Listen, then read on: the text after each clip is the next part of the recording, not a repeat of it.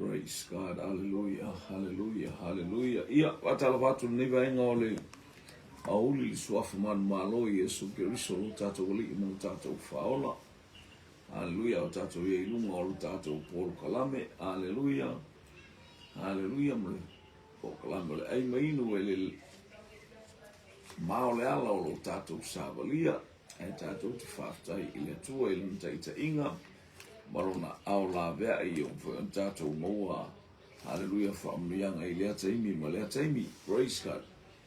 O le tau i Samonei o lo o manuia mea umalawa i leanga le lei o le atua. Manuia, ma le angi maali e le savili e le aimas, e le aise la o suru. Pa olo a toa le asovi ia le ali. Ia ese lava ia whaamanuianga le atua i lea taimi, ma lea taimi. Whapena fo i tato wai o se aso ua marosi mai le la. Whapena fo i le susuru marosi mai o le. O mea whitaia i mai tato. E koe teimi ua tautalia o le anga le lei o le atua. Me whasoa mo i tato te fia ma oli ai. Ia o le pokalame a le whanau o le ai mainu e mamao le ala. Ia mosi o tato a inga mafuta. I le atafa whatalo vaita mola o tu nuu. Whatalo watu iau auna le atua. Whatalo watu fo i tama matene. Hallelujah. Mwhene mo mai mtato polo kalame whatasi ilunga. Ole nei walesi whasala lau. Ia polo nei fo i. Hallelujah. Vaenga le tino Keriso. Whatalo watu fo i. Whale walesi ese. Ia olo o lato. O mai o au ese o talo le lei. Tato te whalongolongo i lea taimi, ma lea taimi, ia whaamnoina le sua whorelii, ma ia tu mau i lea tuana lava whaamanu ianga. Hallelujah, ia e o ngā lulue le nei aso whaatai fōfto anu vai atu le. Hallelujah, le winga o le whiaua lea tua, ma le maluta eao. Sa tau awa fo ielu tato wainga mai le lau mua, ia whaamalo atu ngā lue sunga ia ona le atua, malo le ngā lue, ia malo fo i to whare upo le rii, ia ua whai ma whaamanu ianga, a le manongi ese le maluta au i le neite au, ia vi ia le suafa manu malo lo tato utapa au o i le langi, ia tato utianga ia tu le tato, Polo kalame se visi tato talo. Ta mawhaftai te ele a mula nei waenga ole. Ole a uli ta pena i fo ilau whanau e whaisi whaso e ala i fisi matali. Ia mbei lawa na mātou whailo hatu e leiso mātou malosi elo i mātou fui on tangata. Hallelujah. Elo mātou fui on tangata. Malolosi, mātou te whalangolango. Na oni ngā ruenga mātou te whātino i ngā au atoa lea nganga pe whaia i mātou. Hallelujah, ma mea whai ngā ruenga i whina ngalo i eilea nganga pa ia eilea taimi ma lea taimi. Whatasi mai alo wa nganga, e ta i mātou i mea uma. Whawhai ngō fie fo i manga le leile le ia le tau minga ma tau sini o ngā lau whanau. Sili matani, a o mātou wāwa i atu i le winga le ie o lau whaao la tanga. I lea taimi ma lea taimi, tātou ma oio no Yesu. Amene ma amene. Ia. Hallelujah, whatalo whātou mai malo amosa, mi ia leli. Whātai malo le soifua. Ia, ai lau mo i whamanu ianga fu anu ni tai au, tā lofa Wellington, tā mo le lau mua, Bori Rua. Hallelujah. Ia, whamalo. Whaaftai atu i tamo lau mua sa awina maile whi au ni tai au o le hallelujah o le malu tai au whaale anganga. I ia le li mana ia le whasoa wa ai mawheinu whanau o le atua ia vi ia le li. O a mai stala i Borurua, o a mai se tala mai Borurua o a mai le taupo. Ia i lo le malulu lava o le malulu a lo whiangai ma utou malo le onsai. Malo fo ile whātoa toa, ia malo fo te lo ele ngā ruenga po leu whailau o le wa savali ele te felo si moko ko loki la pepo wa le ta tonu wa sutasi ya auto wa le fu ta fo le suma lua ya ma to inga le wina to ta to polo kalame ai mainu e ma le ala. Haleluya, haleluya, ia o le fisili le tau au wina atu.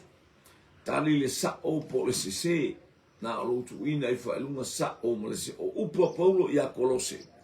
Ota mea na ina o maua ke riso. Fo mai paulo i le kalesia i kolose, ota mea na ina o maua ke riso. Sa o pe sese.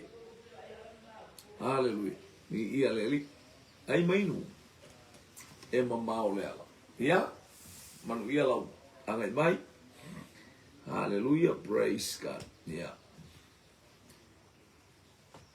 Upua paulo ia kolose, ota mea naina wa o maua ke riso. Sa o PSC, fatalofa tema, talofa ele. Sa mai ta i o le mauta i ngata whailea, ia, ole a inga mai.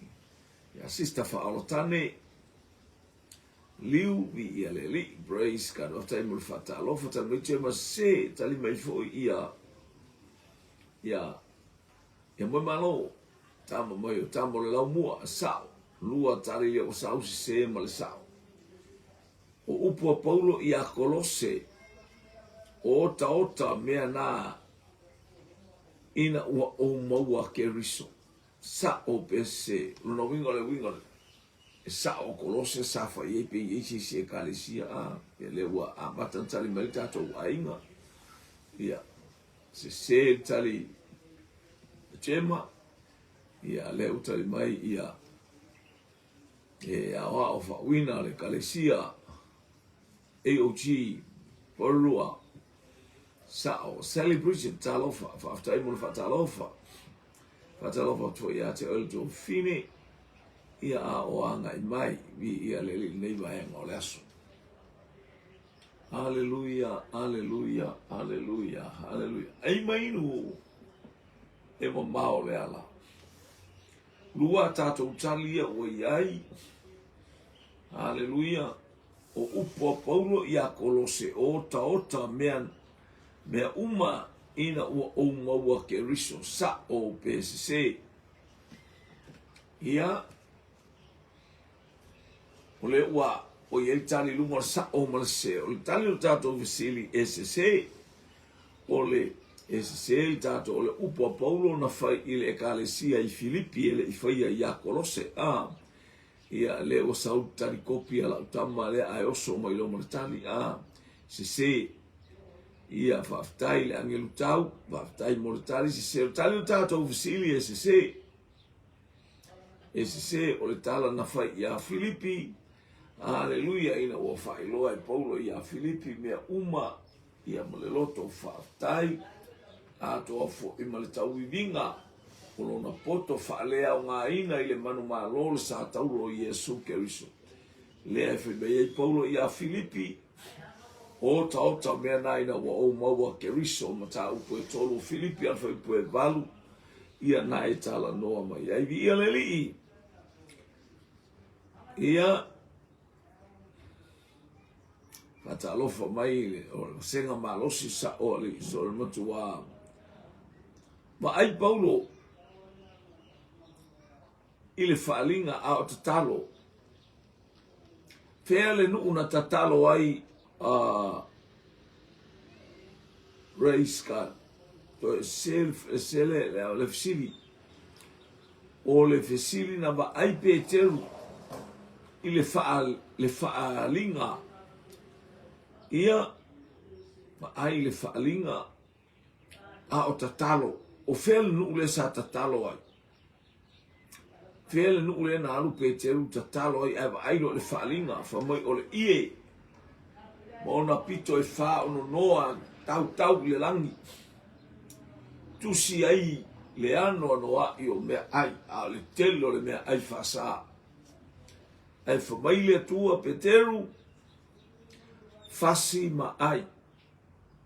Au e tito e tau tala mai, fasi ma ai. o fea le nu ule sa tatalo ai Peteru ai ba ailoa i le whaalinga. Haleluia. O le whaalinga mai le lani. Yo, le ua tali mai ia le tamaitai o le maota le tua fine ia sista whaoratane tema whaoratane liu mai yopa sa tatalo yopa tasi le tātou tali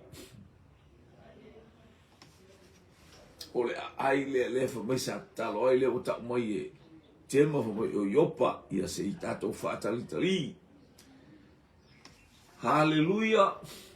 Ma ai e selmana i o le tatalo a e selmana i o le tatalo ai ba ai i le whaalinga.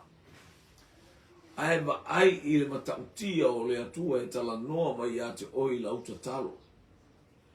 Tatalo whai pea, tatalo mafuta i talo a wau a inga.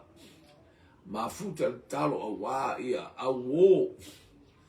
Tatalo i le atua ina i au mailo a inga. Whātau anau ina i au mai o a inga ma woi whaalongolongo le pōkalame pe whaalongolongo i le upo le atua i le lotu i le asa ma le asa. E te tatalo whapēnai ei lau tau i vinga e whai ta mā. Haleluia te tū whapuru vanga ono o lo utua ngane. O le to olua o lo uso vai e sele mana ia a. Ia le whapea ia.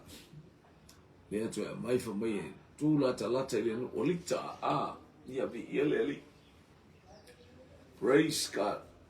O whea le nuu. Nava ai ei paulo i le whaalinga a Peteru. Nava ai ei Peteru i le whaalinga a o tatalo. Ia momone atu le nganga wha malo le nganga wha taile o se e mai le ainga mai le lau mua. Haleluia. Le sumai au. Lale na fitoa. Lale vi le tua malo le tau pe au malo fo i le whatotoa malo ngā lue. Malo fo i le tāpena pena ni ia le li. Well organized, well prepared, well that wow. What a message. Praise God. Ia via le li. Ia i le atua le inga mōlo malosi. Nale. Ia le atua sile whaunga le atua. Wha malolonga le li i moi. Mola usunga. Malole. Alu whaftai whai. Malu tae au le nei tae au. Tatou sile le inunga. Hallelujah. Wa ai Peteru. Tutu wa ele ie whaona pito e tau uma mai le langi. Hallelujah, wa ia i le whalinga o mea ola uma manu wae whaama manu ese. Te i Peteru, wha mai Peteru le ai tama. Le ai tama. Tele i ai se mea ai o mea aina e tusia mai whenga tua i e sa whamai. Aua te toe whamai wa sa fasi ma ai.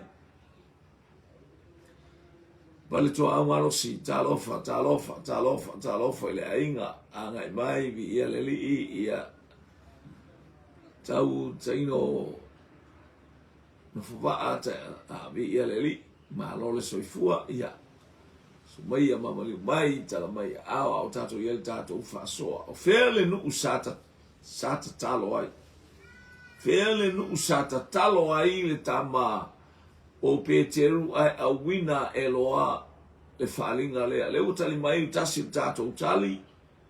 Anga e mel tato utali mua mai manukau. Ia alo vatali atu pea mo nisi tato utali selua. Ia nisi tali selua vi ia le li. Praise God. Whalinga va iso ia e tato te whaitau olo ieri tu spa ia. O le nuu fo ina talo aipe ia le uso ia Peteru ia tasi tato tali le ua mai. Ia o le nuu o Iopa i le la mua lua tato tali o Iopa i le nuu o Iopa. Walua tato tali i le nuu o Iopa. Praise God. ni ia le le utali mai la mua tama la mua o Iopa le o se e mai maltama mai tafuna America Samoa.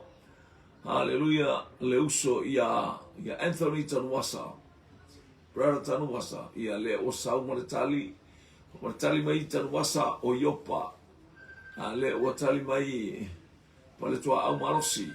Hallelujah, o sale aula. Hallelujah, hallelujah, hallelujah. Tali mai male angelu tau ia le o tali mai angelu tau o Iopa I o tahuhu. Oi. Ale fo umana tali mai a tamole la mua o Iopa I tamole il la mua. Ia ua tali il tata ofisili. Tali il tata ofisili ole nu o Iopa. Ole nu o Iopa. Praise God. Ia le asata talo ai Peteru wa il falinga o anga ifo. Ia na la le o yai ia le fa ia sa o le a vi ia le atua. Praise God. Ia hallelujah. Sele mana I o le tali o le morta talo a o ila le ainga le na alu ia I Peteru sa tatalo fo o le ainga fo sa tatalo Peteru ai sau fo le ainga o le ainga sa tatalo fa ia Peteru fo mai tamai te watu e tatalo fa manuia le matou ainga mai te lato tatalo fa manuia le matou ainga o ai le ainga lea o ai e ona le ainga lea ua tuli mai tangata ia Peteru mana ia le tatalo o ia Peteru faalinga ala ainga fo le na vai tamaro I faalinga tatalo tamalo va ai faalinga tuli lo martanga alu ia Peteru. Hallelujah. Praise God. E sause ia moise fa manu yanga ma maile me alofa. Ma maile me alofa la fa maile atu ala São Pedro. Vi ele.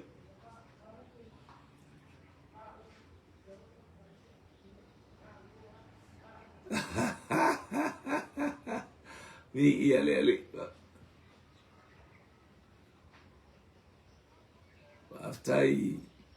Tautai no faa vi ele ma lo le soifua vi ele.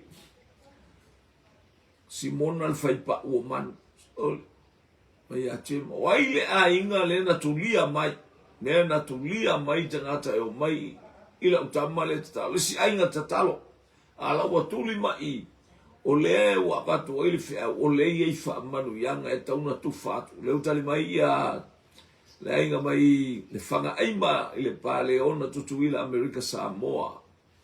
Hallelujah. Aingo tanu basa Cornelio mai fanga aima ia ainga mai sanapu ia utu ai mele supo sa ole leison tiro sa wa ai tine fai supo ai lo poto e oso lanta vale pe ise me ai foi po one misile pepa pole ani seina pole ani na pole massima seina le wa misi mai. Hallelujah. Praise God.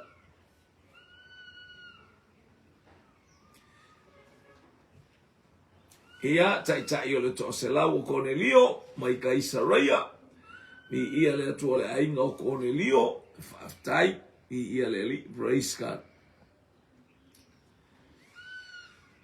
Oi le ainga le na bala aulia Peteru se ia latu se I faile mele es mo tofu tangata mo le fea.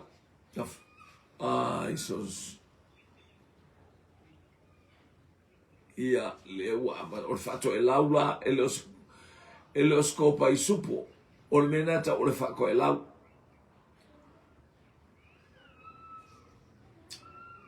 o le menata o le fato e lau ia ua tali il tato ufisili o le tamalo o Cornelio o le taitai Italia o le taitai o le toa se lau e taula tangata lea o le taitai o le toa se lau o le centurion lea foi sa tatalo Whamai wo o ilu mo le atua lana tatalo whai mea le lei. Ni ia le ali oka. Praise God. O le a se isi mea e wha manatu ma ia te oile whea ngainga tuai le nu wale o yopa. E te ilo le a se mena tupu le nu le o yopa. E wha manatu ma ia te oile whea ngainga tuai. Tai pare to au. Ia le li. Ia le atua. Praise God. Malo fo ile. Ta wasa malo le tau pati wha aftai wha i tau tu spaia. O le ase mea na e whaalongo ile nu le o yopa ile whengainga tuai. Ta ue whaamanatu ma ia te o ile nu le tupo ene te talo i Petero. O le nu le sa le ise te talo sa iai. A le mo te talo i tangata le te talo i Petero. Oka.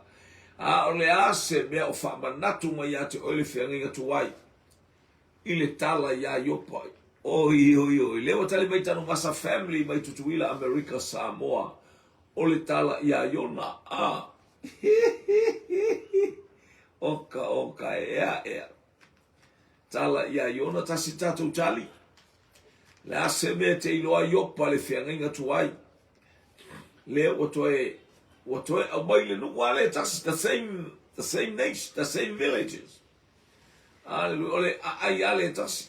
Ne wato e au mai wata talo tangata walu ye Petero uta talo. Wata talo tangata.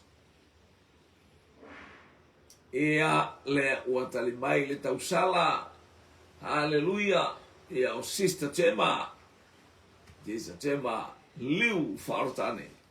Na sola iona. Ia o ia e ali sole. Sau mo tali mo iona le sau talo na lo sau fa la po ama wa sola iona na sola iona tangata sola ele fia il tangata le ola ma sola lento tautala ya tabit o te sola I fea ai oluma o te alu I fea ai lo wanganga ele angar sola e nai me fu sa sola I fu tabita ia le wana fofola I lumo le atua e le ai se isi e sola I lumo o lau pe fofola so moenga I se oli o ia o e lua tatou tali na mia na inis tali se lua petasi mi ia le li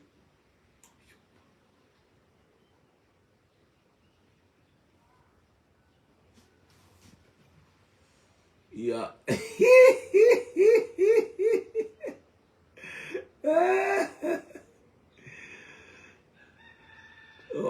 o fa pena e pe fia e tangata le o no fa ile e tangata le o va ile nu le a o yo por pito nu o sai pipi na lu ia Iona malo ia o le taulanga e taula ai va o yo pa fa tai yo inanta penai o isa o le leile tal fa manatu mai pele no le o yopa ile taimi na sola il tamalo e fai atu e alu ini neva a sau fa sanga I sifu o sa e ini neva ni ia le ali a sau I wa no una I taftafa no lo sai pipi o pito no na ole na tulanga ba a fa e va a pio sale longa na pito no wala na fa e va le va ala na le na lo tangata na e masa ni foi no fa e vai e la te muso e la na sola il tangata va dai tamtai no va bole ala I au male por calamel fa da vole tua o inana sola Iona e mata te tele pele o langa sola le fa vai vita o te sola I fea ai o luma te alu I fea ai lo wanganga pe fofola so umoenga I se oli o iai lava oe e iai le atua I mea uma tatou te iai leanga o tatou o langa whanau na te sila e I mea se tatou te tau mo fai e fai via le li o fea le no na whau uai ta vita e fai matupu o fea le nu una whaau uai tāwita e whai matupu. Fea le nu una alu iai Samuelu. Alu iai le au ngā le atua o Samuelu. Haleluia. E whaau uai le tamalea o tāwita e whai matupu.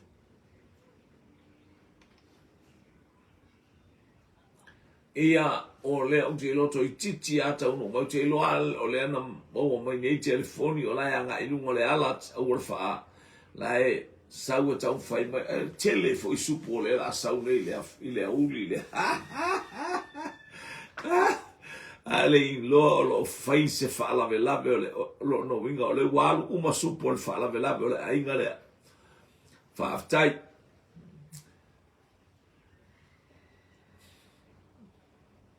Ia leo o ta mai hoi perona.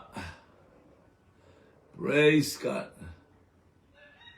Hallelujah. Ta mai e tama mai tafuna America Samoa tanu vasa family petele Emma. Leo o to e ta mai e tema o petele Emma. Cancel tali mua leo sa o petele Emma. Una winga. Hallelujah. Elena I he perona mo le usau petele Emma lua tatou tali. Hallelujah. Ai maino Emma mao le ala.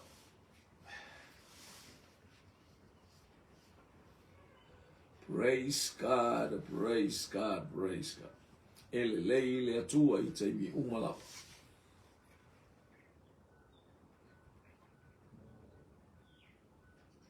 Ia o le whapea o si umu le malai o tō whinga a soli. E kaka le o tautai no whawa ali. O le malai o tō whinga si umu. Ia malo, ia leli. Ai mainu e mamao le ala. O whea le nu unalu iai Samuelu whaau o I tāwita e whaiba tupu. Mo Samuel mo ta upo sunga le ono fai upo e fa. Ia le ua mawara tatou tali a o ina tonu wai petele Emma. Tau leo petele Emma I elta malo o Iese. O I na whanau mai ei tāwita. O le mafua anga fo ina. O le whanau o Iesu I Nasareta. Ai o mai a malona ti nase I whataunu o le mea tauna whai. Le mea na wawalo ai le profeta o Mika o e fo I petele Emma e farata I le tō pito o ia Israel. Ai tupu mai a te o ele whai pule I lona nu I ia le atua. Tautala I ai Mika le profeta I lewa au mai. Hallelujah te tau wana whanau ia. Ia Iesu I petele Emma. Leanga o le ngafa o tāwita. Hallelujah. Ia lea u whanau tāas. Ia o ina whaau uai. O ina alu atu ia ile au na le atua o Samuelu. Ia mawala au. Le whanau se ia o lava ina whaiatu na le paule o tamaiti. O le ana usau ele mwhaina tātou mea ai e mamaore mea na usau e na olo umana oe. Ona le whi au mai le atua ia whaau urta ngata o lau whanau. A lelo o I urta ngata lea e. A sa ui ka whi winki se ka mai mea. Hallelujah. Te iloa o oe o tā pena le atua e whai oe ma tangata no fo ainga. Hallelujah. Whai tangata no fo ainga e tausilo o ainga. Ele o le matua, ele o le maualunga po rou loa se mea aure le lei o lau whaautanga e control le nganga pai. O oe o le matai. Hallelujah. Le nu o Israel we iei matai. Ti le tangata e la unga tuspe whamai ele taun whaia ni matai. Ia le whairona winga la ufa le kongurkus pai. Hallelujah. La fa mai tu spai o ali I onu ese wali tai la to a auto wele fa pena auto onu ese wali tai la to we o inu ese e o ia Israel. Hallelujah. Na fai ia matai o le no o Israel. Haleluia, tofu le itu aingo matai matutua, matai soone ai. Dena tuli o e au maile, tuli o e wa aile a ai po se a ai, o le alitua inga awala e o oile nu. Ia te le fui tangata ua, ua la unga fai mai e le tā ua ni matai mani anganu. Ni ia le li. Haleluia, o tatou anganu, e le fa peo fai atu o sili, a e tatou te, haleluia, tatou te, ma ai male totoa. Haleluia. Wana i whaia i se poto ma se ata mai o se tangata. E ilo le lia o tangata tala no whapena, o tangata i le tautua. La ngore tala le tautua, e ui mai le pule, o le ala i le pule, o le tautua. O le tautua. Praise God. Hallelujah. E le se fata nga, e le se fato a lotu. O le winga na tala, e le se fato a lotu, le mai Paulo i a Timoteo, e le se fato a lotu, tangata e whaima e piko. Hallelujah. O lona winga ia iloa le amatanga o lona o langa e o atu mai le amatanga. Hallelujah, na te iloa me na whailonta mamron tina iloa le atua oie iloa le atua oie iloa le ainga iloa le ainga iloa mea uma. E le se whatanga lotu. O e laina lotu. Wa au mai e le atua le anganga pa ia control mea uma. Mea nana la intu o ilo ainga tawita. That's why I bless you in your family. Tu o i lafu mamoe. Ia e loa te le lafu mamoe le la e sawe ba ai. Ia le atua. Tali tato ofisili o Betel Ema. O ai le tupu na sola au sulu ai. Hallelujah, le tupu o Suria o Sanerivi. O ai le tupu o Utaia na sola sulu ai. Le tupu o Asuria o Sanerivi na aruatu marifia toa. Na alatu marifia tama. Aya. Wala au Yerusalema mana tala matanga mana tala leanga. Hallelujah, praise God. Ele ipopole iai. Ele ipopole iai. Oi le tupulea. E ua el tae ua hoti tangata uma ilalo le. Itua o le pā. Le ai masesi na pe le pā le sina sa sause au ilunga le pā le sina velo se tau. Ai vana o tau a la tatia ilunga le au tau au feoti. O ai le tupulea. O ai le tupulea na sola. Na sola haistoi ina so le vai le alu. So le la pepenga I Karioka. Ia wa kau fekuli I Karioka. Ma mao le meis about 500 miles. O a moa. E sili atu ilunga le lima se lau. Ia kilomita le mea ngaru oi. Hau tuo. Ti lewa tale mai ia le teine mai manukau. Hallelujah. Gemma. Sister Liu. O Eskia. And then it's a masa, Ezekia. Kalo fai asang elivi teimi o pulea e asuria le larolangi. Wa saumalo na malosi, wa saumalo na toa. O Sanerivi leana pepele I e whainga Eskia ia leo to e whaau tele mai le talia tema. A sister Liu whaorotane. O Sanerivi leana pepele I e sore e ali.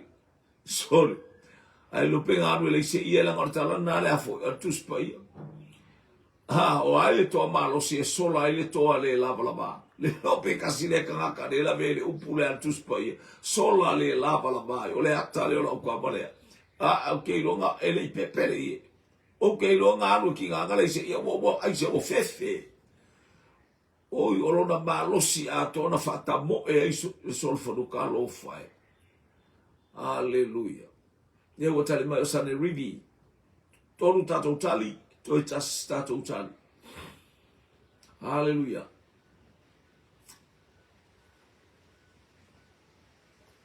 Pepele ia ai Elisa le aula le wala tu lau tamasa le aula le po filme o ai nga pankeke a. Le lo po fele angelu tau ali le sa o so mai ali. Hallelujah, praise God. Hallelujah, po esa o ia esa o tau taino va o lae e afo e pepe atu anga I la tonu usale aula a.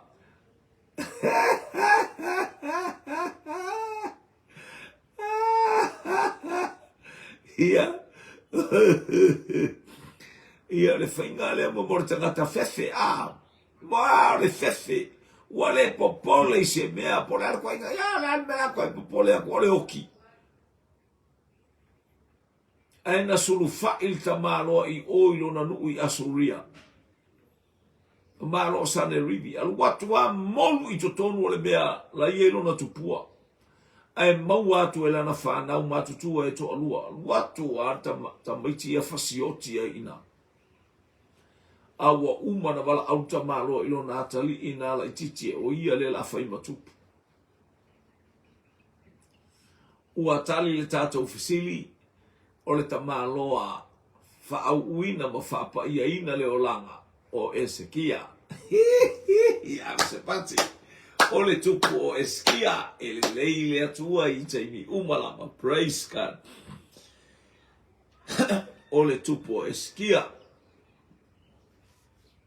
o tamaitia o Eliakimo ma Setekaia o tupu sa whai matupu a le fisili le neitu aso o ai se tama o tamaitia o Eliakimo ma Setekaia o ai so la tama ia haleluya lewa fo I mai ia haleluya la esa ne rivi le taiao o ka wapai tangata oti pai ka ngaka oki ngaka nie ona fatala tuspa ia o mai manu fe ai la ufainga ai ia bola kanga ili fia o ingaka isala baya fa ia ilunga o to uru o to tama fafine a Yerusalema vai tama fafine a lua pepe ile ie ia saulo ia Eliakimo haleluya ma le tama o Setekaia fa na wai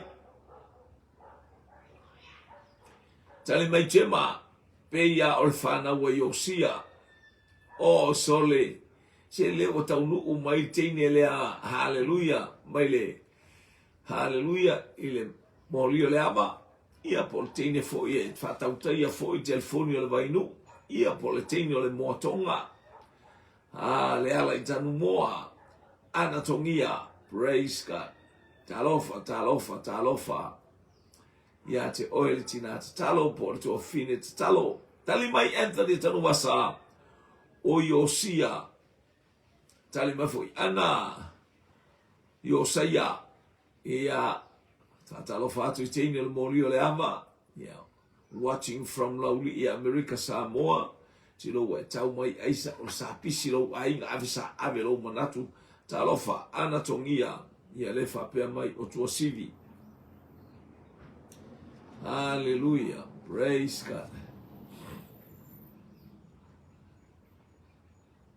Ia leli. O ia tamaiti o Eliakimo ma Setekaia o ai so la tama